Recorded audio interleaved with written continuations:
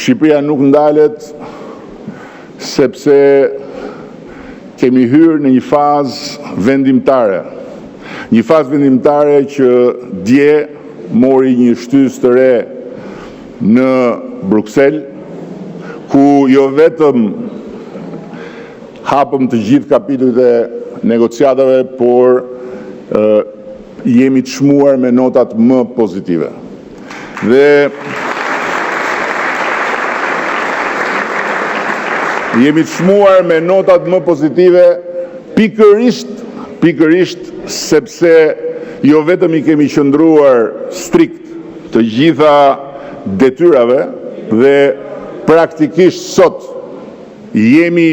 në vendin e parë për plotësimin e të gjitha atyre kërkesave të parashikuara nga plani i ri i rritjes, samiti për cilin do të mbahet nesër apo pas nesër këtu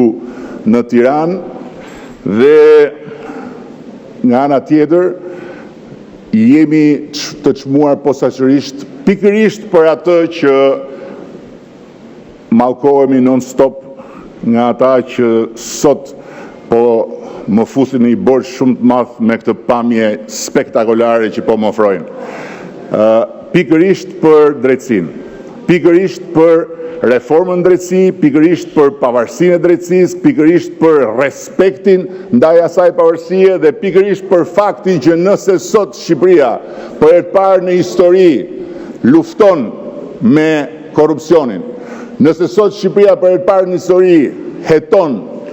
pa dallim, nëse sot Shqipëria për herë të parë në histori ka vendosur në të njëjtin nivel me pushtetin legislativ dhe pushtetin ekzekutiv edhe flamurin e pavarësisë së pushtetit drejtësisë, kjo jo vetëm është merita ekskluzive e Partisë Socialiste të Shqipërisë, por nga ana tjetër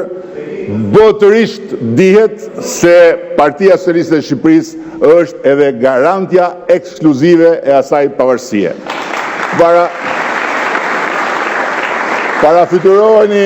Parafytyroni vetëm për një moment se si do ta përplasnin për muri drejtsinë e pavarur ata që për momentin dhe për një kohë të gjatë do vazhdojnë të përplasin vetëm veten.